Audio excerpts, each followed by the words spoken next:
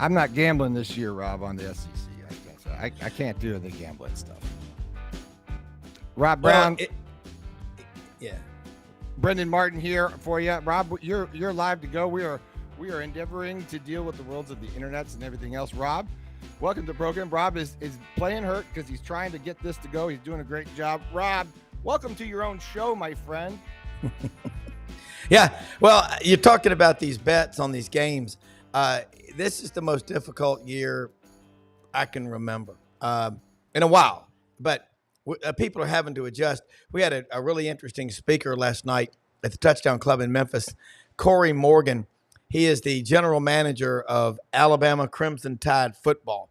He's been with Kalen DeBoer at Fresno and Washington and now at Alabama. So it's fun to watch, I can tell you that, and to hear what's happening. So, look, got a great show today. Ben Troupe checks in with us first, followed by Will Gunter over in Columbia, South Carolina, 107.5 The Game.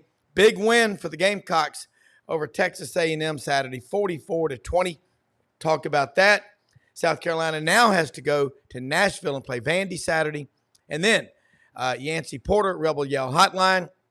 Rebels, they go up to Fayetteville, get a big win, come home. Now they get to play Georgia. That's the SEC. And we got basketball, Rob, basketball. Yeah, we are about to start basketball. And Rodney Orr, Gators played last night. Yeah, Gators played. Gators played. I was on your dad's show last night. Here's what's crazy. And, you know, what I'm seeing, bottom line, with college football is the portal has changed everything. NIL's done even more to do it.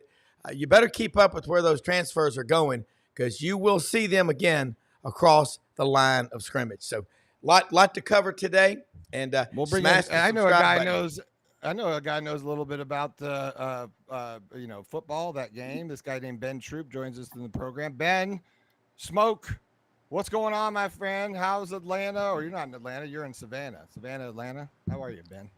I'm good, and when I'm listening to Rob and Rob talking about the transfer portal, Rob talking about NIL and different things, right? Remember the time when we used to say, see how these coaches will sign a big contract and within that first year they'll leave. They'll go to another school. Nobody will say anything. Parity in college football has changed people. Why? Because when the Blue Bloods aren't winning, people start panicking. When teams like Vanderbilt are not only winning but beating good teams, Vanderbilt could shake up this whole thing. Vanderbilt could potentially be one of the 12 teams, 4 teams coming from the SEC. We're not used to that, and I get it. But until coaches have to honor their full contract, and these are coaches that are winning, I don't want to hear anything about these players. You know, everything a player learns, they learn from a coach. They learn how to practice, they learn how to play, they learn how to be good teammates, and they learn to go where the money is. Coaches go where the money is. Matt Rule is the best case. He has a good year at Baylor. He goes to Carolina, stinks it up at Carolina. He signs a 7-year deal at, now he's down there with Nebraska. No one said a word. He's getting paid by 2 teams to coach one team. Mm-hmm. But I'm glad to be with you, Smoke. Glad to be with you, Rob. I love it because I love chaos. One of my favorite movies is Batman. When they had the Joker on there, and he said, as long as everything goes to plan, no one panics. Right, Rob? I mean, Batman. I like that. But think about it. Remember when the Joker said, as long as everything goes to plan, no one panics. Right. But something doesn't go to plan, people start panicking. Mm-hmm. It's fine, people. We still got a lot of season left to go. But remember, before the season started, it was all about Ole Miss. And we said, can they handle the pressure of having expectation? We'll see. But them boys from Vanderbilt, y'all better watch out. Because that last game of the year, with the last game of the year of Vanderbilt and Tennessee could have major implications on the college football playoff. Because if you go to the SEC championship game and you lose, you're out. And if you don't go to the SEC championship game, you can still get in. So it's almost benefiting you not to go to Atlanta this year, but we'll see what happens. We'll see. Wow. I haven't heard that perspective, Rob. Have you heard that? Not go to Atlanta, it might be a better deal for you. Brenden. Yeah. Can y'all see me? Yes, we're looking right at you. Okay. You're fine. Okay. We hear you. All right. We don't know what. I tell you, Verizon on these hot spots, I don't understand how they work, but anyway, I'm looking. Ben made a good point. Parity in college football. When the Blue Bloods, the power programs aren't winning, people go into panic mode. And last night, talking and listening to Courtney Morgan, who's the general manager of Alabama football, he played at Michigan. He was a freshman when Tom Brady was like a fifth-year senior. He was an offensive lineman. He said Tom Brady used to come in and try to get his tickets from him because they were both from California. And it was really interesting to hear Courtney's journey and how they ended up at Alabama and how they rate players for the NIL. You've got like a dominant alpha up here, and then you go down to the next level, a guy that can be a starter.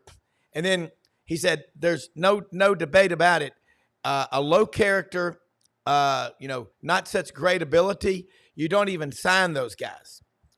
He said in the portal, if you can't go and get a guy that's going to be an immediate starter, you don't even bother with him. I want to bring in Will Gunter with us, Ben, over in Columbia, South Carolina.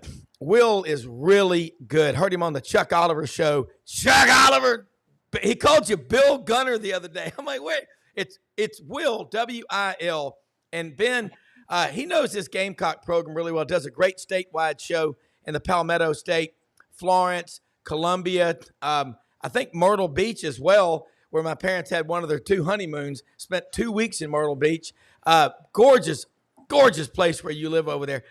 Let's talk about, it's a new Texas A&M. This isn't the old A&M. They go to Columbia, and the Fighting Beamers went crazy, tied 20 apiece at the half. In the second half, y'all left the dock and just never looked back. What do you say about this Gamecock program? And now you go to Nashville to the Skinner Box, 26,000 Saturday to play the Fighting Pavias. Yeah, it was a fun night. Still recovering. Tuesday took a long time to recover from that. That was a heck of a party. I tell you what, they did a good job of the fans did a good job of getting in there, making it loud and keeping kind of the pressure on A&M. I wasn't a big fan of Texas A&M. If you had looked at their resume previously, what they had done, it wasn't like they were world beaters. They kind of slipped past Arkansas. They had a couple games, 6-point win against Bowling Green. Everything came together in the third quarter against LSU. Garrett Nussmeier, we joked, we call him Sussmeier. He turned suspect again and started throwing it to anybody and everybody that wasn't wearing an LSU jersey. And I still will never understand what exactly happened with LSU preparing for Marcel Reed and how poorly that went. So I thought it set up really, really well for South Carolina on Saturday night, coming off of the bye week, finally getting both Lenora Sellers and Rocket Sanders like completely healthy. I can't say that they were completely healthy in the month of October. And then the defense has just been lights out. The defenses, they've made some mistakes here and there. They are one of the worst teams in the SEC at giving up explosive plays. Yeah, they're kind of good for that once a game, that they're going to give up some big play and have a bust. But obviously, it was interesting to see them make the adjustments in the second half to really lock down Texas A&M, and obviously losing Le'Veon Moss there in the I think within the first 10 minutes was a blow. But Marcel Reed, that was a different environment. He hadn't been around something like that, and it kind of got to him just a little bit, just enough for South Carolina to make just enough big plays to really change the momentum there in the second half. Real quick before I go to Ben, because I want to get Ben's take on it. Courtney Morgan, the general manager of Alabama football, again last night speaking at the Touchdown Club in Memphis, said y'all got 2 big defensive linemen, and all of a sudden I'm drawing a blank. They're both from Washington, D.C. He said in the past they're probably at Penn State. They're probably somewhere in the Big Ten, but because of NIL and all the stuff that's going on, they're both at South Carolina. Who are those 2 guys, the 2 big defensive linemen I think he's talking about?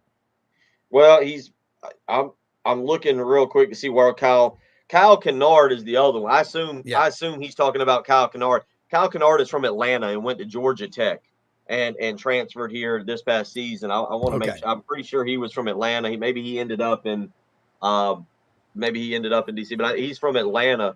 The other one's Dylan Stewart. Dylan Stewart's the 5-star freshman who has come in. South Carolina built a great relationship with him. They had some ties up there in the DC area. It's just kind of another example of Shane Beamer really being aggressive on the recruiting trail, knowing how to build relationships and land some of these surprising prospects. I mean, again, that was the second one they landed. They landed Nick Harbor 2 years ago as a 5-star prospect out of there. And they've done a good job in that area. They lost out on a big time offensive lineman this year, Jalen Gilchrist, who ended up choosing Maryland. And that was a little bit of a surprise. But yeah, Kennard and Stewart are the two guys he must be talking about. And Harbor is from DC though, correct? Correct. Yeah, in that area. Okay. Yeah, he was talking about him. I know as well. Ben, jump in here with Will Gunter, Columbia, South Carolina, 107.5 The Game. Put the app on your phone. You want to follow the Gamecocks and learn a lot about college football, basketball, the Atlanta Braves, whatever. Will is your man, Big Ben. Shane Beamer gets it. And I think that the frustrating thing with South Carolina is the fact that they have those type of performers against teams that's coming in with a lot of momentum. And people are like, well, where is this? I go back to that South Carolina LSU game. I'm like, listen, my mom is probably the biggest SEC fan there is. Florida first. And she'll call me and say, did you see South Carolina versus LSU? Like, what happened? And then you'll see Texas A&M. Now, I will say this about Shane Beamer. People always talk about Beamer ball in the SEC. Beamer ball in the SEC. Coach at South Carolina, went to Oklahoma State. I used to watch South Carolina in the office to see what's going on. I do think Beamer is the guy. But you can't be consistently inconsistent because people get frustrated. They're like, wait a minute. You can do that? But then you lay an egg against this team, an egg against that team. The team that's making everybody frustrated in the SEC is a Vanderbilt. Because people are like, wait a minute. Vanderbilt's beating top teams in the country. Yes, people are going to talk about the Georgia State situation, but that's early in the season. I get it. I understand that. But South Carolina, you can't go backwards now. You can't have a performance like that, whether you got Vanderbilt next, and no matter what, if South Carolina doesn't beat Vanderbilt, they're not going to say, well, Vanderbilt is a different team this year. They're going to say you lost to Vanderbilt. Fans don't look at it the same way we look at it. They don't look at it judged on this year, but South Carolina dangerous now. They're a dangerous squad. They as you mentioned, where they got a good defense. When their offense is balanced, run the football, don't throw. The easy way to coach quarterbacks is this. I say, you see our colors? Yeah, just throw it to us. Yeah. Don't throw it to them. Don't get too much in the X and O's. But I've been impressed with South Carolina only because they have fought in a lot of these games. I mean, the way they played on Saturday, I was like, I'm trying to go back and forth with each game, and I'm like, God. I said, did Texas A&M fans say something crazy? Did the coach say something crazy? Did the coach do the Hugh Freeze and say something? You don't go to Vanderbilt. You don't go to South Carolina when you get a chance to go to A&M. I was very impressed with South Carolina, but like I'm gonna keep saying with South Carolina, how do they finish the season? It's gonna come down to how do they look, these next 4 games. Yeah, and Will, along those lines, you got to carry over to go to Vanderbilt. I mean, how do you look at this game? What do you think is going to happen? It's actually a good matchup for South Carolina. We're going to really go into our deep dive on Vanderbilt tomorrow, but I brought this up today, and I'm going to give you kind of a crazy stat. And I don't know how often, Ben, you're an offensive guy. You've been around quarterbacks. Tell me how often you've ever heard this stat. In the last 3 SEC games, not counting the non-conference game that Vanderbilt just won, Diego Pavia has thrown for exactly 143 yards in each game. Have you ever heard of a quarterback having 3 of the last 4 games throwing for exactly 143 yards? I mean, that's Vanderbilt's offense is not – Vanderbilt is a gritty football team led by a gritty quarterback who just makes plays. He's kind of similar – kind of reminds me a lot of Steven Garcia about 12 years ago here. Garcia was ultra talented, but he just made plays, whether it was with his legs or whether it was making the right throw at the right time.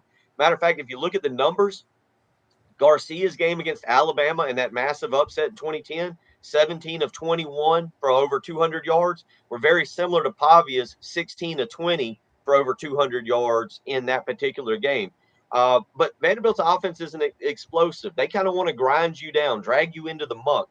Well, South Carolina's defense is very good right now, and they're going to get after this team. Again, I mentioned it, the front 6, the 4 linemen and the 2 linebackers, 15 of those guys, 15 of them are either or some form of a senior, super senior, whatever, redshirt senior. 15 out of those 18 guys are out of that 3 deep. It's really incredible what you got there.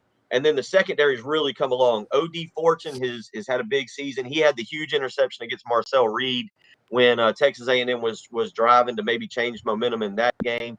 Nick Eamon-Warry is now starting to get attention for being a first-round pick. I'm going to give you a crazy stat because you don't think about this with South Carolina. But we still have a lot of time to let this play out. Eamon-Warry and Kyle Kennard, that defensive end, who could potentially break Jadeveon Clowney's single-season sack record, are getting first-round interest. They're getting first-round interest. Will they end up in there? We'll see. Eamon-Warry may, because he's 6'3", 225, and is a safety and hits and runs. TJ Sanders is another defensive lineman that doesn't get talked about, but at least at CBS Sports, he's in 3 of the 6 first-round mock draft picks. It's not inconceivable that South Carolina's operating right now a defense, and then we're thinking Dylan Stewart way down the line, the freshman defensive end continues to improve. That South Carolina's operating a defense with 4 first-round draft picks. It sounds crazy to say, and Ben, you know how those combines go, and what those NFL they don't always think correctly. Things get a little wacky, but yeah, I mean that defense. So I think it's a good matchup. And then what's going to be interesting is what Ben talked about, the offense. This offense has been all over the map. They've given up 32 sacks, at least going into last weekend. Wow. They were second to last in the nation in sacks allowed. They were the last in the nation in sack yardage allowed. The offensive line has struggled. The offensive line did not particularly grade out well Saturday night. Lenore Sellers just made plays. He just simply made plays. It was like watching a bigger, stronger version of Connor Shaw run around 12 years ago. He got hit on a couple. There was a play very early on, second or third play of the game. A&M's got an unblocked linebacker blitzing right up the middle and hits Sellers around the chest head area, and he just breaks out of it, rolls right, finds Sanders for about 20 yards. So we want to see more from this offense and what it looks like. Are they healthy now? Is Lenoris finally over that ankle injury from the LSU game? Maybe if he stays healthy in that game, it's a little bit different. Is Rocket Sanders back completely healthy from a sprained ankle against Akron? And Ben, one thing you said that we've been watching about Shane Beamer, the last 3 years, this is one of the worst, counting this year, this is one of the worst penalized teams in the country. They have finished below 110th in penalties the last 3. They were on pace for it this year. I don't know if they've moved ahead of that. Obviously, we can talk about refs and penalties and, should have this been? But South Carolina Saturday night, 3 penalties, 25 yards. 1 turnover, 3 penalties for just 25 yards. We're trying to come up with a new variation. It's called sacks, turnovers, and penalties. These stupid rankings is what we have. And we're trying to figure out how they play into a game how many sacks you give up, how many turnovers you have, and how many penalties you have. Texas A&M on Saturday night had 14. South Carolina had 4 combined. We're working on it. We're trademarking it. You get the point. We're having fun with it. Because Ben, I think I told you my co-host is a former South Carolina football player here from the state of South Carolina, played there. So, he talks about those little things that maybe as analysts or as non-football people we don't catch up on as much. But sacks, turnovers, and penalties, the stupid rating. What does that equal in your games? Harder game, make it life harder on yourself, and I think I like that too though, because the way in which y'all putting it, that's how coaches say it. These are stupid penalties. These are things that's making life harder on us. But I like what you said, Will, about Diego. Comparing him, to a guy, the guys in the past, like Connor Shaw. I compare him to Nick Marshall. Like when I see him play, because the thing about it is, when I see Diego play, I see a guy saying, "Look, man, I played in New Mexico State. I'm in the SEC. I'm at Vanderbilt. So if I did bad, and people gonna say, well, he's at Vanderbilt. Well, what happened if I do good? Like, what happened if I'm doing things Jay Cutler didn't do? Now, I ain't got the passing stats Jay Cutler had, but Jay Cutler ain't got the wins that I got. And I think the thing about Diego, what makes Diego dangerous is he's confident. Diego is not the greatest player you ever going to see, but he don't lack confidence. He's like, dude, we winning. Like, we winning. I understand what winning at Vanderbilt is. Winning at Vanderbilt, every win should count twice, but we beat Alabama. Georgia didn't beat Alabama, right? We ain't gonna. Oh my God, we ain't gonna talk about South Carolina versus Alabama. That was another one. I'm like, oh man. And you got to understand the moment. I do think Shane Beamer is good for South Carolina for this reason. When people go, why do coaches play music and dance with the players after games? Because I got to resonate with them. No, I wouldn't do this. You know, if I was at Oklahoma, I ain't at Oklahoma. I'm at South Carolina. If my players don't see that I care about them as people and as players, because sometimes you go from wanting to win in South Carolina saying, I want to win for my coach. I'm tired of people talking about my coach. I got to win for him. And that makes to me, but South Carolina, they got to keep going. Because once again, you cannot play the way you played against Texas A&M and go to Vanderbilt and look normal. You just can't do it. And I get it. Once again, I'll do my best to not disrespect Vanderbilt and look at them for where they are this year, 2024, as its own season. But if you lose to Vanderbilt, will you know 10 years from now we're gonna say, do you remember the time we beat Texas A&M? I like to go from a fan that don't know nothing but the names on the box score. If South Carolina don't beat Vanderbilt, people gonna like, what's going on in South Carolina? They ain't gonna say, good job, Vandy. They're gonna say, what's going on? And like I said, if South Carolina decides to play balance, if South Carolina doesn't have the stupid penalties and don't throw the ball to the other team, it's going to be hard for Vanderbilt to beat them because Diego does a good job of improvising. 143 yards passing, that sounds like some Navy stuff. That sounds like some Army stuff, some Georgia Southern stuff. Yes. Teams that don't throw the ball, and when they do, hey, man, that guy caught it. You know, he took it for like 80. They're going to have to find a way to make Diego really, really uncomfortable.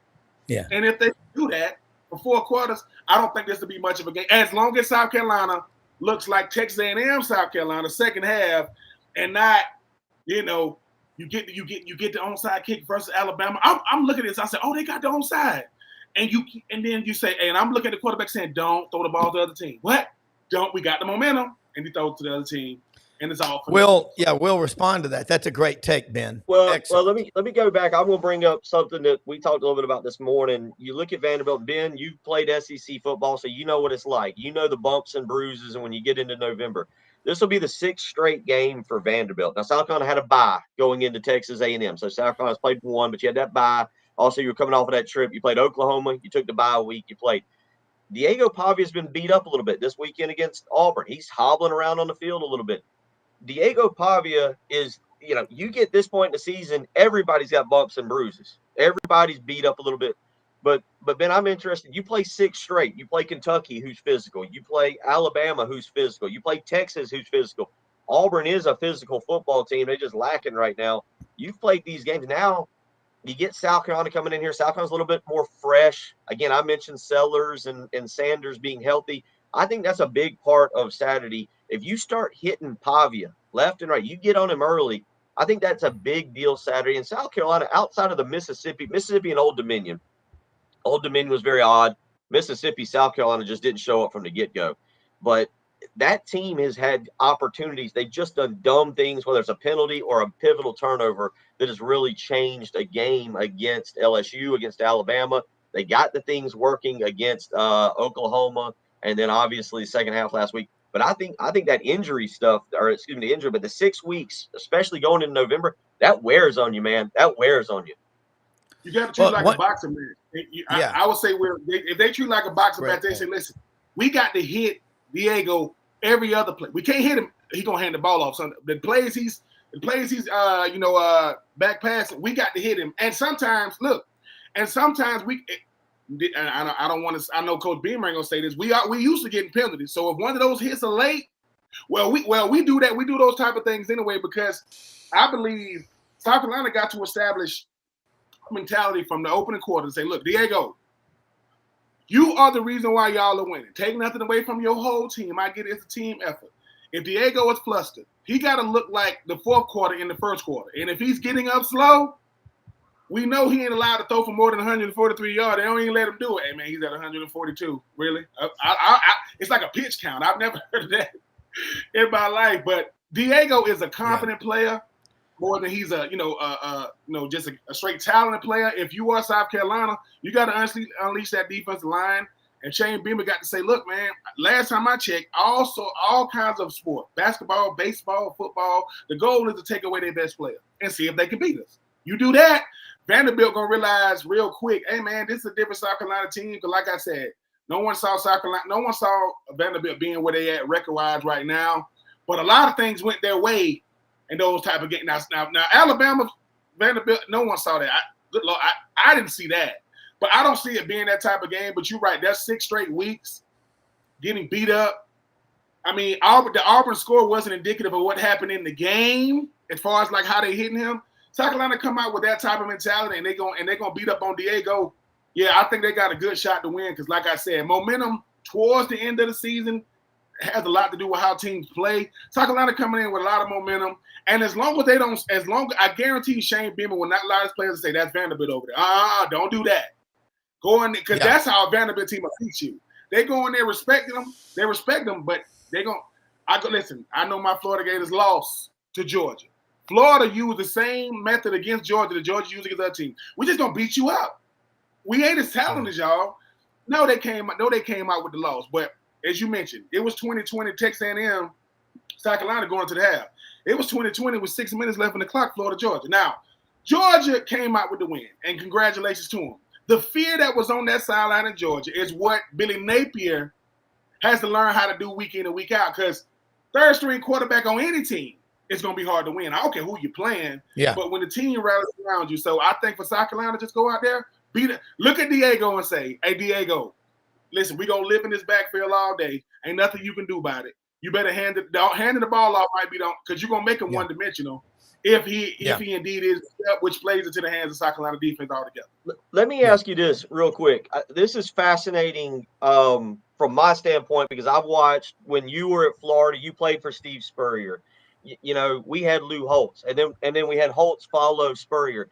And so, like my co-host Preston will tell you, when it was with Lou Holtz, they had these violent preseason games, these incredibly violent preseason practices and everything. By the time South Carolina, I know you played South Carolina late in the season, you were seeing a team that was beat down. And we would laugh. Steve Spurrier here, they called it country club practices in the preseason.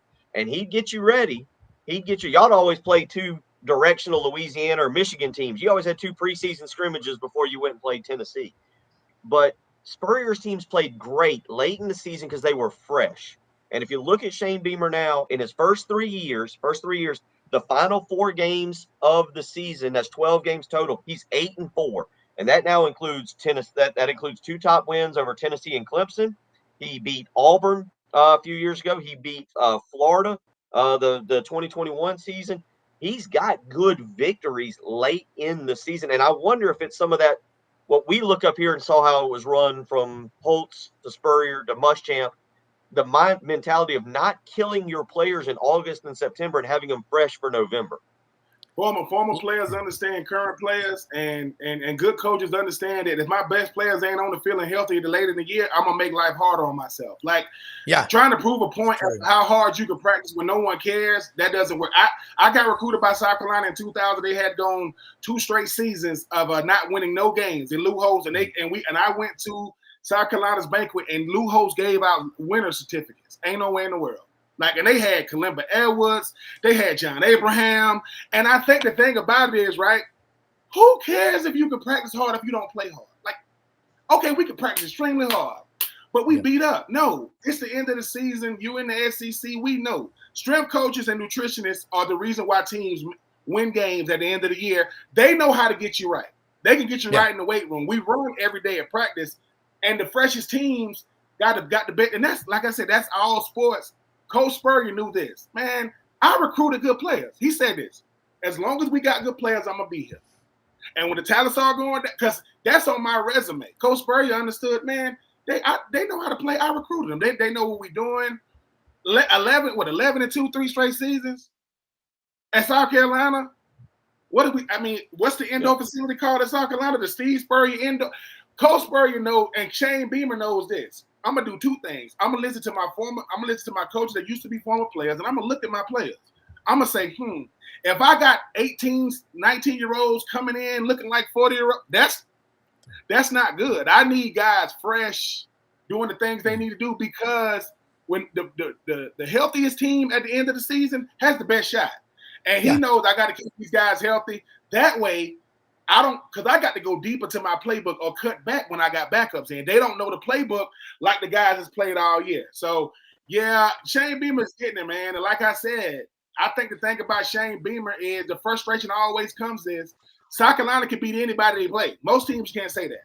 But they'll lose the teams that they should have beat, right? And they'll beat a team and no one thought they could beat. They got to start winning the game they're supposed to win, be close in the games and nobody think they can win. And like I said, Texas A&M, that was impressive, man. I mean, that Ben, was impressive all the way around. Ben, look, go ahead. I've got to get y'all two on together again next week. This is fun because we got Yancy Porter and Rodney Orr coming up next. But Ben and Will, both of y'all tag out, let people know how they can follow you. Awesome discussion. This was fun. This is like watching two great chess players play chess.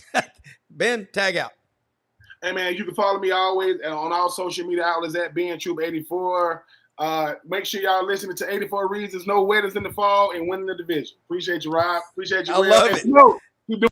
Thank you, man. Yeah, always appreciate it. Look forward to catching up next week. And it's just, you can follow me, Will, WIL, Gunter, at Twitter. And, of course, go to our website, 1075thegame.com. You can download the app. Doesn't matter where you're at. You can be in Mobile. You can be in Memphis. You can be in Knoxville. And you can listen to us 6 to 9 each and every morning Eastern time. 6 to 9, and that would be 5 to 8 our time, Duck Hunters hours. Yeah. I love it. Great job, Will. You always come prepared. You'll be a trial lawyer in your next life, okay? Have a good one. I love it, man. Hey, Brenden, those two, that was a cool discussion. We're going to get another great one, a good one, as they say down in the country, a good egg. Egg. Yancy Porter, Rebel Yell Hotline. Check him out Monday nights, 6 p.m. Central on Sports 56 WHBQ in Memphis and all over the Magnolia State on Super Talk Mississippi. Great show. We got him. And also, simultaneously, as they say down in Pickens County, Alabama, simultaneously at the same damn time, we got Rodney Orr, Tighter Insider, since 1996.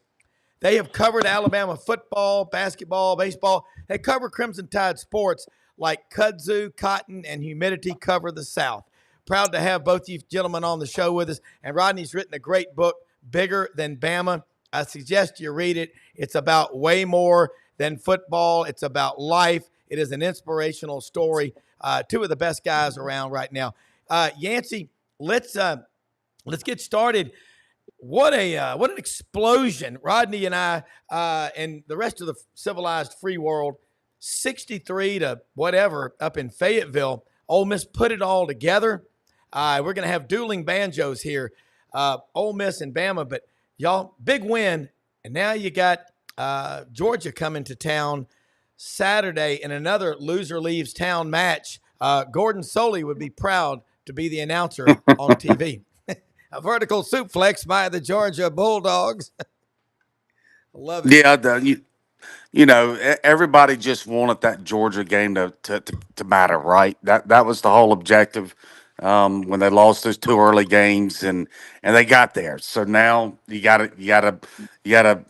They lost the first two games, big games, so to speak. That the Mulligans are gone, and it's do or die, like you said. It's winner, and Ole Miss advances, and I guess to round 4 of the playoffs that started 3 weeks ago, and lose, and they're out. Georgia, I still think they can get in there with a loss to Ole Miss and take care of Tennessee. Not sure it's quite winner or loser for Georgia, but for Ole Miss, it definitely is. Yeah. Rodney, last weekend, Alabama was off, and this is the SEC grind that we preach and we talk about. You're going down to Baton Rouge, where I think from 1969 to 1999, you were 30 years without a loss down there. You've won more than anybody. The only other team that's won as many times in Baton Rouge is Ole Miss. What do you think is going to happen Saturday night down in Baton Rouge? Well, first of all, let me go back to Yancy for just a minute. When I was following this Ole Miss score on Saturday, he was in my mind. The way he called out the Rebels last week. Yes, I mean, he got after them. I think they were all listening. I think Lane was listening to Yancy. But yeah, they jumped on them pretty good, man. That was an impressive win, and it's going to make, like Yancy said, that makes for this Georgia game coming up. I mean, not just for the Ole Miss Georgia fans, but for everybody. I mean, I think this is an exciting game to look forward to for those two teams. And, Lane's been here before. Lane's been here. He's had opportunities to kind of kick the door in before, and it kind of didn't work out his way. So we'll see what happens, with Georgia. That's going to be a huge game. Certainly going to be interested in that. As far as Alabama, hey, be honest with you guys. Like I said in my Sunday thoughts on Tighter Insider that I do every Sunday night, even though Alabama didn't play on Saturday, I did gain a little bit more optimism because I watched the other teams play. And they're just not that good. I mean, it's just an average year of college football in terms of the quality that we're seeing, just my opinion. I mean, you look at Georgia, who I still think if you gave me a vote, Georgia would be number one, probably. That's just me. Everybody has an opinion, but I would say this. I watch them. They're up and down. They're hot and cold. I mean, one week they look, there's Kentucky. They didn't look great against Mississippi State. They got beat by Alabama. Then they come out and they just totally dominate Texas physically in Austin. And then this last game here, they really had a tough time. I thought Florida went toe to toe with them, until the final 5 or 7 minutes of the game, whatever it was. Exactly. Rodney and I were texting during the game. Yeah.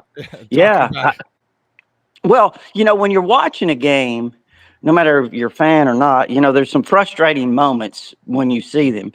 And I texted Brenden and said, look, when you can't execute the snap of a field goal in a crucial moment of a game, and these kind of mishaps continue to happen, it does make you wonder. I thought Billy Napier did a fantastic job. They had the third string quarterback in there. He wasn't really a guy that I think is going to beat Georgia. But when you see a bad snap like that and you're like, I mean, what else can you do to lose a game? Yeah. And Rodney and I, sorry, Rob, but Rodney and I were going back and forth about it. And I just said to Rodney, I said, he's a great coach. He's a great, and Rob said this the other day, it's a great XO. He's just not a captain in a sense as he has a hard time finishing these things. And when it comes down to pressure, it's like this in broadcasting. When it comes down to pressure, everything that seems so simple, like weeks for an entire time, becomes the most difficult thing in the world because your butt cheeks are clenching, and you got and now you're in that pressure moment, and you've got to make that right decision.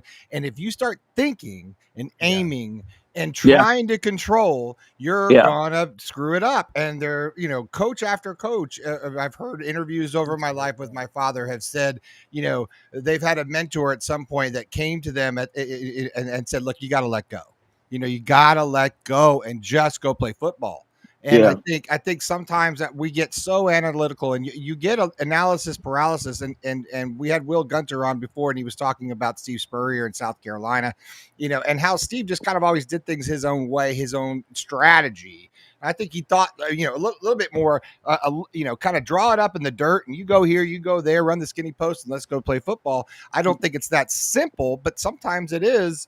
And I think sometimes we when we can't get the right people on the field for a field goal, or we can't get the snap right, or the counts wrong, or dumb penalties, or we're jumping off sides, or we're making stupid decisions, and we're undisciplined.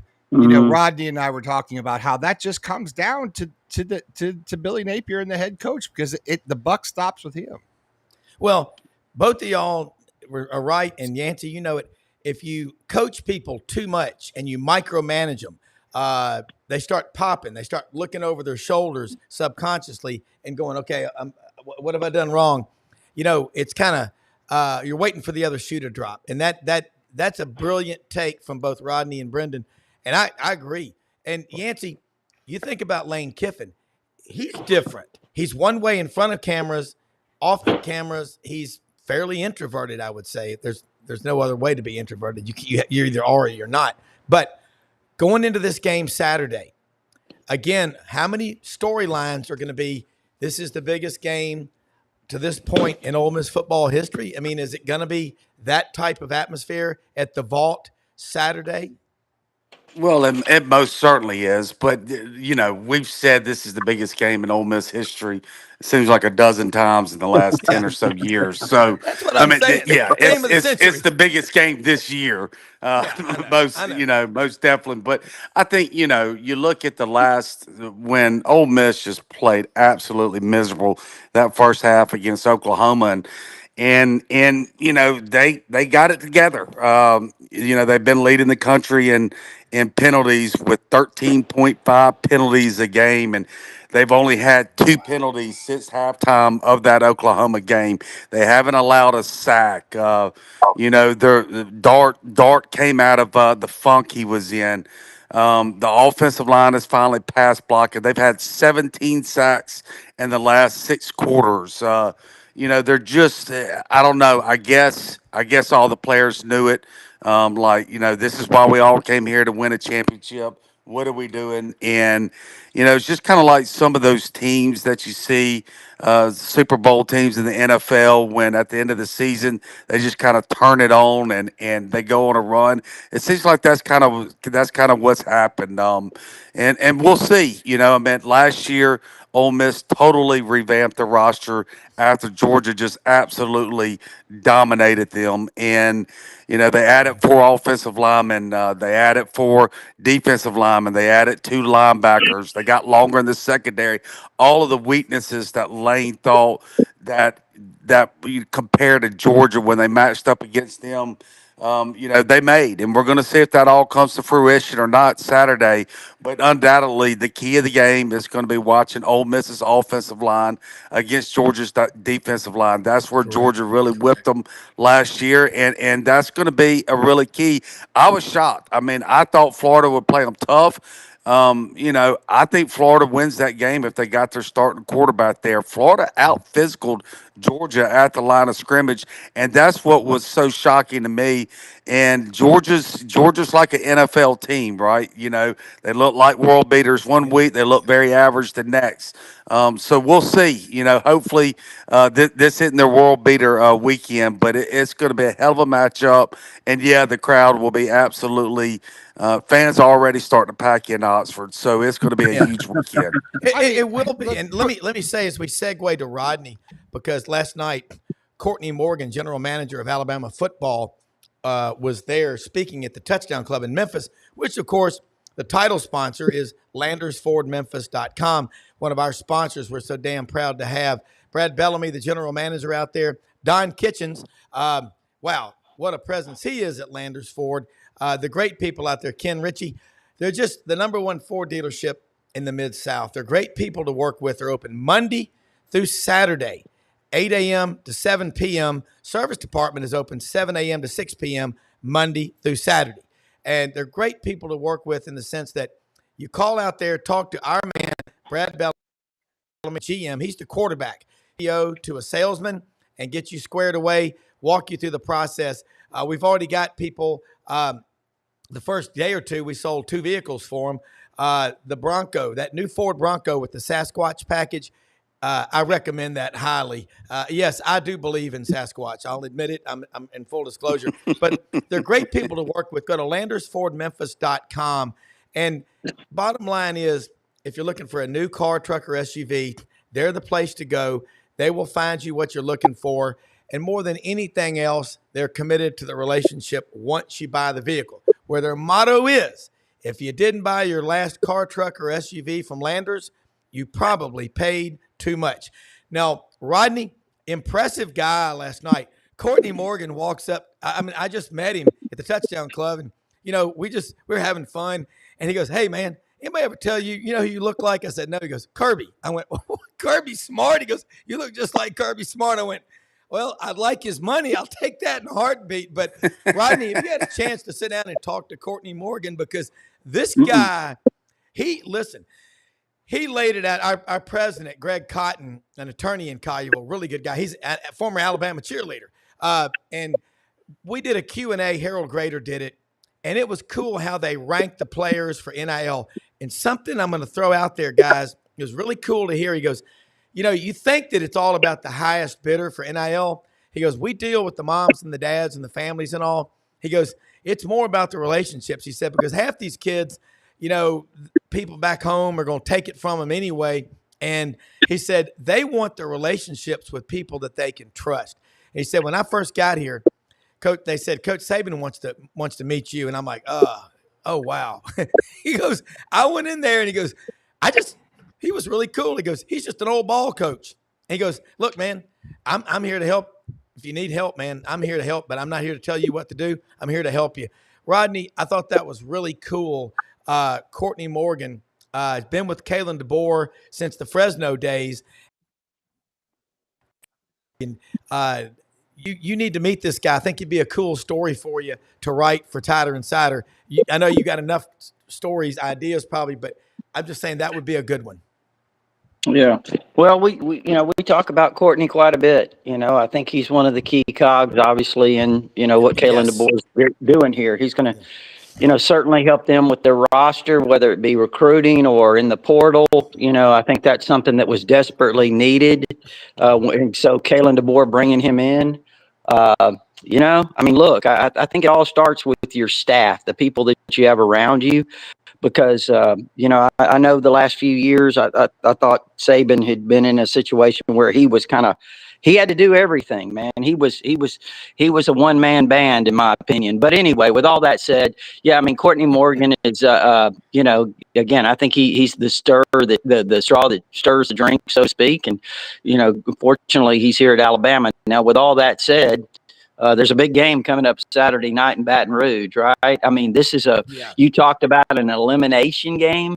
This is probably it. Both these teams, Alabama and LSU, clinging to playoff hopes. It's a really big game because I'm just going to tell you guys, and I'm sure you can imagine. If you lose 3 games in that first year or whatever, it is what it is. Sometimes a transition like this, things are going to happen. You've got to get a little time to get your roster on, to get the players that fit your system, whatever it is. But that ain't the way that it's done here. There's people already, in a tizzy, calling this the biggest game of Kalen DeBoer's career. So I think from a perception standpoint, to kind of calm these waters down a little bit, it'd be great for Alabama to win the game because these people are already on the edge over here. Well, that's something that Courtney Morgan was asked by Harold Grader last night. He said, "You ever have these moments where it kind of hits you like, wow, I'm at Alabama," and he looked at him. He goes, "Every day." He goes, even Coach DeBoer does it. He goes, we're at Alabama. He said, it's another at Michigan. I coached with him. I've been to some places. I've been a lot of places. He goes, but this, a lot of people care. Same thing at Ole Miss, man. A lot of people care. You're going to have 60,000 plus at Vaught Hemingway Stadium Saturday. 100,000 milling around town in the Grove and whatever. How big is this one in terms of matchups? Let's talk about the running game for Ole Miss versus that front 7 for Georgia. The one thing Georgia's typically got under Kirby is a badass front 7 that's deep. Yeah, that's why I said that's going to be the key matchup to me. Georgia struggled running the ball as much as Ole Miss fans has complained about running the ball. Georgia's averaging about 30 yards less rushing a game than Georgia, but Ole Miss under Kiffin, the running game has always been the staple. Everybody misconstrues what Kiffin's offense is all about, but they lost. They're starting running back there for the season against Arkansas. But I think that's really going to open the door for some other guys. We've all talked about this. What's going on? Why is Bentley not getting touches? Why is not the Clemson transfer, Thomas getting touches? Why is Amos not getting touches? So this is going to kind of force their hand, right? And I think that's going to help a lot of the Ole Miss fans because they've been so frustrated about why Parrish is the focal point of the offense. So hate it for him. Nobody wants to see a kid get injured, but it really could be a positive for Ole Miss in the end. Rodney, running game at Alabama, what kind of grade do you give it? Because you got to be able to knock heads in practice every day, because that develops physical toughness, and that's a trademark. That's a trademark. It's a standard of Alabama. And speaking of Kiffin in the running game, I believe he was the offensive coordinator at Alabama 14, 15, and 16 when a guy named Derrick Henry was there. And I think in 2015 when he won the Heisman, Derrick ran for 6,000 yards or something like that. Yeah. Close to it. Yeah. 2,200 plus, Yeah. What an amazing season. Yeah. Yeah. Now going back to your question here, what exactly was it, Rob? The running game at Alabama. Yeah. Okay. Grade on that for you. Yeah, well, obviously it was a lot better this last game. I mean, against Missouri, they ran for 271 yards, so it was a lot better. And this is what I think. This is what I think about Alabama. Watching that game, kind of seeing how after Tennessee, Milroe threw it 45 times. And then seeing this game, what they did with him. It wasn't a one read; it was a no read. I mean, it was like take the snap and throw the ball directly to this guy. That's the way they started the game. So they made it really simple for him. And then once he kind of got into a rhythm, they let him start kind of throwing the ball down the field more. So I think what we're going to see with Alabama, I'm thinking, is they're going to try to build this running game with Haynes, who had a really good game, couple of really nice runs. Jam Miller always, has some really good runs. He had 2 touchdowns in this last game. And Milroe, build it, start there in the quick throws, the easy throws, get him in rhythm. And then maybe some shots down the field, and you feel a little bit better about, kind of working the other throws. But I really think, where we are right now with Jalen Milroe is that he just really isn't ready, and probably won't be this season, to take that next step as a guy. You want to put the ball in his hands as a passer, 30, 35 times a game. I mean, I think you have to have everything kind of working together like we talked about, and then mix in, his ability to throw the ball. It'd be interesting to see what he does. I mean, on the next level. Remember, Lamar Jackson liked to run it a lot. Then he evolved into a truly great NFL quarterback. He won the Heisman, obviously, at Louisville, but that's a great point. And Justice Haynes out of Beaufort, Georgia. I mean, I'm surprised they didn't call targeting when he ran over that poor. I like helmeting better. Helmeting. That's a new term I've come up with. Helmeting. 15-yard penalty, personal foul. Yeah. Helmeting. The helmeting is going to be pulling the hat down over the head, not the face mask. You got to make like a double-handed, grab the helmet and do like a helmeting thing. That would be almost a stiff arm equivalent. But let me say something about Coolmore Logistics, reliable trucking, Memphis-based with a global reach. Everything has to be delivered by a truck. Okay, at some point, rising fuel cost, not fun. Lower fuel cost, it'll be great. By the way, today, everybody get out and vote, exercise your right as an American. A lot of people have paid a heavy price for us to have that right. If you don't vote, you can't complain. But guys, Yancy, I want to go back and forth with both of y'all because, we're talking Ole Miss and Alabama, but the SEC and all. Looking at this league right now, give me your thoughts, anything y'all want to talk about here, because in terms of other things in the SEC that you're concerned about in the final stretch for the Rebels. Yeah, I mean, I just think if you look at the SEC, it's consistently inconsistent. That's the name of the game for all of the teams in the SEC, and there's a common thing. We've been talking about it. You look at Alabama. They have not run the ball like they want to this year. You look at Ole Miss. They certainly haven't run the ball like they want to this year. Yeah. You look at Georgia. They certainly haven't been able to run the ball like they want to this year. You look at Texas. They certainly haven't run the ball like they want to this year.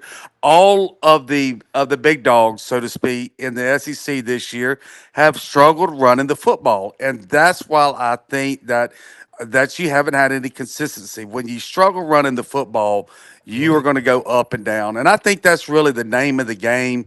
If I could say what's the theme of the SEC this year, is nobody's running the football like they want to.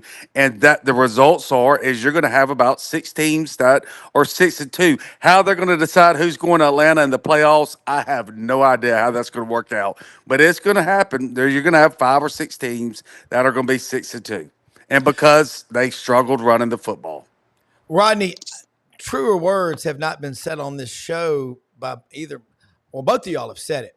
And I think it's because the teams don't have the offensive linemen to do it. Everything has become about 7-on-7 camps and skill players. If you've got the offensive line to impose your will on somebody late in the game, you're going to control the clock. You're going to physically beat them down. And if they don't have a lot of depth, they're going to say Urkel early in the fourth quarter. Mm-hmm. Agree? Well, first of all, on to something. First of all, who's Lisa? She is help us support breast cancer. Okay. And it's a fundraiser. Okay. Yeah, it's a fundraiser that Brenden is friends with her. And sorry, we're doing a lot more. Rodney about that. I'll be right back. Sorry about pop that on. I didn't want to just wanted to get it in. She's supporting. She's they do this thing called I think it's a national thing, but it's Fab 40 over 40. You're one of those deals. But then this is all for breast cancer research. Lisa is a Florida woman, and she is I think she's made it now, Rob, to the second round and now the third round, which is coming to the finalist round. But if she gets all these votes, if she wins the contest for votes, I think it's like a $40,000 prize. She's donating all of her money and prizes to the victims of hurricanes in Florida this year. So we are all about that, and so we're all about our peeps down here, and just anybody, because they've got a storm out there right now. But Lisa's doing great. She's a great gal. It doesn't need to do this, but anyways, she's our candidate to go all the way to the top. So click the QR code. Go ahead and give her a vote. And a vote for her is a vote for Florida, and a vote for breast cancer. I agree with that. Let me say something real quick, guys. See this stuff right here, doctor formulated organic fiber. Put a teaspoon of this in your coffee every morning. It'll fight. It's a prebiotic. Okay. It'll fight gut infection and bacteria. A lot of times people eat and they swell up with a big old belly like Junior Samples from Hee Haw. That's BR549. This stuff works. You can order it from the vitamin shop, Olive Branch or Oxford, Mississippi. One of buy you this stuff. Vitamin shop. They will ship it to you. Buy a bunch of it. They've got a lot of great. But no, I agree. I love what we do on this show to support what Lisa's doing. And Rodney, go ahead and pick back up. I just wanted to get that in for one of our sponsors. Yeah, well, again, that was a good summary I thought Yancy had there about, these teams lacking in the run game and all of that. And, it's crazy. You watch from week to week and you see teams and you think, okay, this might be a team that's going to jump out at you.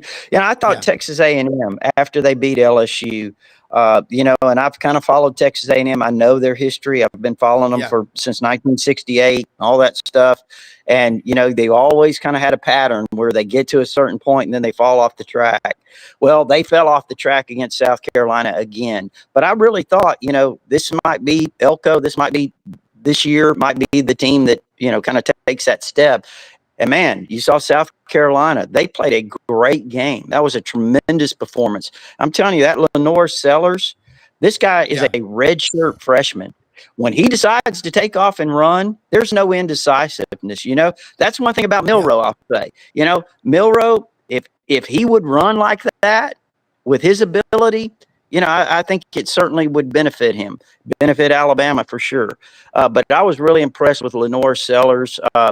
Tennessee looks pretty average. Like I said, they beat Alabama. Alabama looks pretty average for the most part. So I'm really interested to see which team can survive, this stretch run. Right now, and it's going to be a great game. I don't rule out Ole Miss, but, Georgia's kind of, to me, I trust Kirby in terms of, he manages a team extremely well in these circumstances. So, but we'll see what happens. Yeah. Rodney and Yancy, the SEC this year, Ben Troupe talked about it in the first segment. Parity, no, it's just that There's so many good teams in this league. When you think about Vanderbilt, you think about the bottom, and this year they're 6-3 with a guy that if Vandy wins 8 games, Diego Pavia, in my opinion, definitely should be in New York. And I don't see how he doesn't win the Heisman Trophy. If they win 9, I mean, who knows? Everything's on the table right now with Vanderbilt. And I think the advantage Vandy has is no matter how hard the coaches say, you better be ready, they're good. They're thinking this is the old Vanderbilt. That's why they're a dangerous team, guys. That's I think. I mean, I don't know what you guys think, but I mean, obviously you're pretty high on Pavia. I am too. I think he's the difference. I mean, I think he is definitely the difference. He has brought a confidence, and I know the coaching and all the guys they brought with him, but he brings a mindset of a confidence that I think rubs off on the whole team. I mean, and I think you see Vanderbilt making plays. It's little things. They make plays now that normally they would screw it up when they had the opportunity. And, I think a lot of that is Pavia, man. I think he's so confident and he brings so much to that team. Yancy, you know who Diego Pavia reminds me of? He's a modern-day John Forcade out of Gretna, Louisiana, Archbishop Shaw. just kind of brings that remember swagger. Forcade? Oh, yeah. We had him on the show a couple weeks ago. How big of a badass was John Forcade? he was something else. But, it's fun. I mean, everybody's rooting for Vanderbilt, right? I mean, how can you not root for Vanderbilt? I think they're universal. I mean, look, I don't. It would be the neatest thing ever if Vanderbilt could make the playoffs, wouldn't it? I mean, it would be the story of the century. So, I mean, look, I mean, I love watching their quarterback. I love watching how tough that team plays. They don't probably have a half a dozen players on the whole team that could play for the top 6 teams in the SEC, and they're able to play at that kind of a level. I mean, it's fun to watch, and that quarterback certainly is leading. He's the captain of the boat, and they're doing an outstanding job. I mean, they got a tough schedule to finish out. I've already picked them to beat Tennessee. Wow. It's going to be yeah. I do. They play in Nashville, and I think they're going to beat them. I look this year. I'm with you. I'm with you on that one, Yancy. Just so you know, I'm with you on that one. Hardcore. Me and you on that one. Just going to put. I pick on to beat Tennessee. I've called that for a few weeks now. I just think, at the end of the year, I mean, I don't know how they're going to finish it. This is going to be the most fascinating thing. I haven't looked at the tiebreaker system. I don't know how they're going to do this because I really think you're going to have 5 or 6 teams that are. Well, no, there is one in place though. We talked to Ellis Johnson yesterday, and he said that it's complicated. It's complicated, but there is a tiebreaker in place. It's going to have to go down to the coin. I know the last one is a coin toss. And boy, you talk about some conspiracies on that. They better have that thing on live TV for everybody to see. Because I heard it's going to be in the smoke. 50 anyway. They need to get rid of the conference championship games, honestly. They do. I've heard a conspiracy theory, guys, and I don't know if it's true, but there are no conspiracies. There's also no coincidences that a smoke-filled room in the back of the Birmingham Country Club is where the decision will be made. I'm kidding. But, guys, let me tell y'all something. Ann Camp Lee, my friend and also the owner of RumbleBoxingGym.com in Memphis, she's a Vanderbilt grad. And she was texting me after the Auburn game the other day. My cousin, Helen Nobles Polk Bird, she was texting me about, make sure y'all are there for Christmas. Go Doors. And I'm like, I've got a lot of family members went to Vanderbilt. And even my grandfather and his brother, Cadwallader, from the grave are coming back. They went to law school there going, Go Doors. I've never heard Go Doors, Stephen Patrick Walsh in Atlanta, Go Doors this much. But I'm just going to close out by just saying something real quick. Guys, check out all of our sponsors at Sidelines.live, Hewlett and Dunn Boot and Clothing Company, on the Square, Historic Square in Collierville, Tennessee, open Monday through Saturday, 10 a.m. to 6 p.m. 30 boxes a day coming in. Filson, Schaefer, Pendleton, Duckhead, Barber, over 7,000 pairs of men's and women's boots, great-looking women's clothes, luggage, you name it. hewlettandunn.com. Great people to work with. Let them know you heard about it on Sidelines. Rodney and Yancy and Brenden. Yeah. The SEC, the TV numbers and all, 4 million is the magic number that you want to watch a game. That's considered to be a good day. That's kind of like, 1 over par, 2 over par on the golf course as an amateur. That's pretty darn good. How much money do you think we're going to make off this 12-team playoff? We made $450 million on a 4-team. Is there automatically going to be $1.35 billion, or is it going to be more? I don't think anyone knows that. I don't think anyone knows that answer. I don't think we know until the sponsorships and everything kick in, but I don't think there's an answer for that yet because we haven't done it. Wouldn't y'all like to be selling airtime? Well, I just think it's going to be like bowl games. We had the Weed Whacker Bowl and all that stuff forever. It's the same thing. I mean, it's like the Chick-fil-A fish bowl and BS like that. It's like I've been to enough of them, Rob. I've been to enough Outback Bowls. Yeah. Okay, enough Outback Bowls to know it's going to be the similar thing. It's just all a sellout. It's a money grab. It's all BS. It doesn't matter. It is just pay for play. It's a scrimmage. Well, think about this. Bowl? Think about this, though. The bowls outside of these playoffs, I mean, they are going to struggle selling tickets. And they don't sell local tickets. And why the locals are going to want to watch it, right? So it's just going to come down to corporates are going to buy big blocks of tickets, and that's about it. I mean, it is going to be. I mean, if Ole Miss doesn't make the playoffs and they go to I don't know, just name a bowl, they literally might take 500 fans, and half of that will be the families. Yeah. Yancy, how many players like at Ole Miss would opt out? How many players 30 at Alabama would opt out? Yeah, I mean, you're just bringing a shell of your team. So they got to expand this playoffs. What playoffs do we have that there's only 12 teams on any level in any sport? None.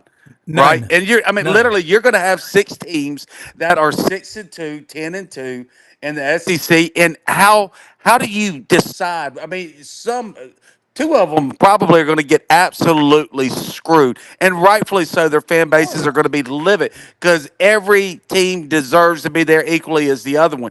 You got to at least go to 16. They really need to make this thing, I think, down the road to 32 teams and cut all of the bowls. Cut them. I'm sorry. They're done. They're done. The bowl 32 teams, and the bowls are the playoffs, right? Exactly. Those are the playoffs. The formula. Yeah. So, we're going to go to 16, and then they're going to go to probably 20, 24 with some buys, but eventually go to 32. And then how much more does it open it up for the interest around the country? All of these games will be even more important. People thought that it's going to make the regular season less important. No, it's making it so much more interesting now. And think about when you go to 16 and then 20, then 24, then 32, you'll be having teams like Houston and SMU and all these schools that are literally playing for the playoffs. It is going to make it so much more dynamic. I think this year, this is the first year of an expanded playoffs, and they see the attendance at these bowl games, and it is going to look like a movie theater around the country. I mean, literally. I think's going to happen. You go to 32, okay? The bowls become the playoffs. Y'all are right about that. Exactly. But when people try to say the regular season in college basketball doesn't matter, that's what people say who don't follow a good program. You got Chris Beard at Ole Miss. You got Nate Oates at Alabama, who's 1 or 2 in the country. You got Bruce Pearl at Auburn. You got Todd Golden at Florida. Coach at South Carolina. Look at this. You watch. I watch every game. Hell, I watch the Grizzlies games. I love going to the Grizzlies games. You pay attention. Now, you don't need to get there till late in the third quarter in an NBA game because it doesn't even start till the fourth quarter. Yeah. But y'all are right. And, Rodney, you think about it, the interest when that's what ESPN envisioned. Lee Fitting, executive producer, said 3 or 4 years ago, he goes, when we expand this playoff in November, we're going to have the attention of everybody in the country on all these games. And, guys, I found myself the other night watching Pitt and SMU, and SMU going 48-21. Rodney, your Sunday night forum has got to be like crazy. Now, the Auburn Forum, it was like Nurse Ratched and One Flew Over the Cuckoo's Nest giving out the meds after the loss to Vandy. But I mean, Jack Nicholson was Hugh Freeze, man. It was crazy. There's no reason for the loser of the LSU Alabama game to most likely be out of the playoffs. That is ridiculous. There's no reason that the Ole Miss Georgia is most likely. That is ridiculous. I mean, all four of those teams could win the national championship just as easy as any other team in the country. I mean, it's just ridiculous. It really is. Rodney, this is one of the best discussions we've had in memory. Throw your weight behind that one. I like that. Well, Yancy just sold me, man. Yeah, let's go. I mean, let's go to 24 now. You know, it makes it so much better. I mean, it does. It makes a lot of sense. You know, I think that's right. And like you said, the bowl games, they're useless. I mean, players are going to opt out, just like they did last year, and it's going to. I mean, what value is it? I mean, I just don't see it. So yeah, I agree. Now all of a sudden you add all those teams into a playoff mix. Wow. And there's nobody opting out then, right? I mean, everybody's talking about every game on Mondays nationally, and it opens up for the Memphis States and the Tulanes and the SMUs and all the Houstons and all this. They literally have a chance to be a part of it every week. And then you have teams from Ole Miss and Alabama and Florida, Georgia that are keeping up with those teams, right?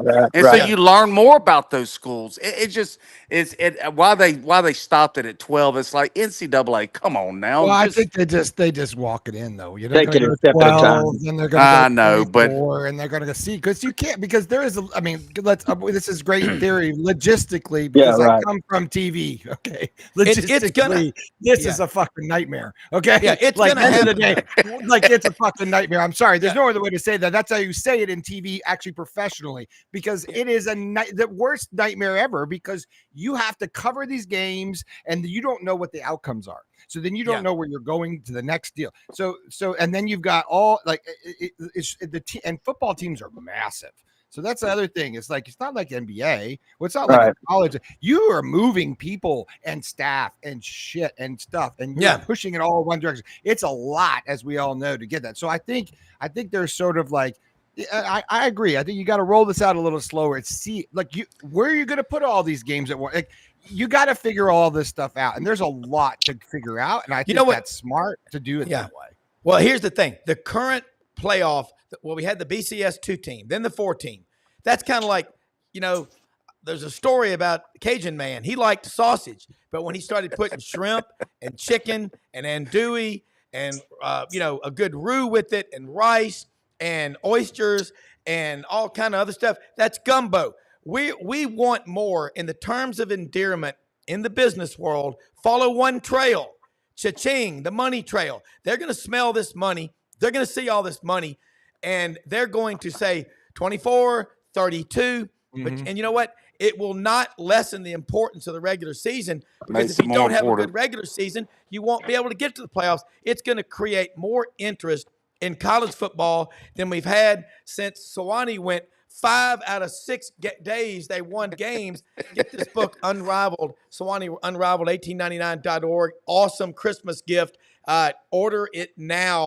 But this started football college, guys. November 6th, tomorrow, guys, is the 155th birthday of college football. It started in New Jersey, Rutgers 6, Princeton 4. I mean, we have been doing this a long time. Think about the guys that were playing in that first game. We're going to wrap up. We're all veterans of the war between the states. I mean, they hated each other. You talk about rivalries, man. Hey, did you say 6-4 was the score? Yeah, 6-4. There were 25 players on each side of the line of scrimmage. They went extra innings. 6-4. Talk about, hey, didn't Penn State have a game like that against Iowa a few years ago? It was 6-4. They were Auburn beat Mississippi State 3-2, right? Yeah, that's right. Back 50 6-4. 4 is a very unusual number, though. Yeah, it is. It's very unusual the way they look. We'll wrap it up now. Guys, most often we see the face of Christ in the least among us. We're the most blessed country in the history of the world, no matter what happens. Just think about this. We always work it out. Yancy, tell them how they can follow you.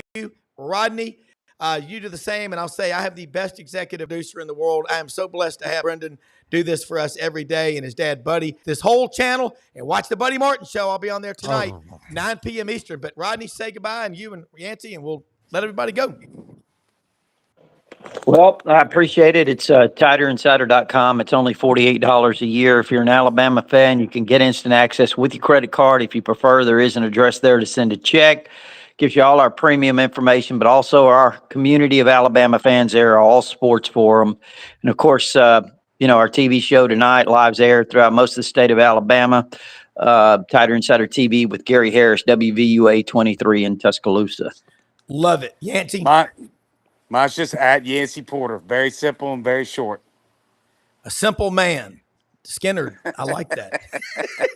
All right, next week we talk about how Lane Kiffin's leaving and coming to Florida. No. Bye, Yancy. You see, all the power, Rob. I have all the power. Hey, I control all things. So Brenden, don't piss off your caddy or your producer. That's I had the phone off today. I think that helped. Less distractions. Internet's kind of busy today. Yeah. So it's a little flooded with traffic. It's a little crazy today out there. So folks, be safe, watch it, be patient in your lines, and go and vote. Yep. Absolutely. Thank y'all for watching. God bless you.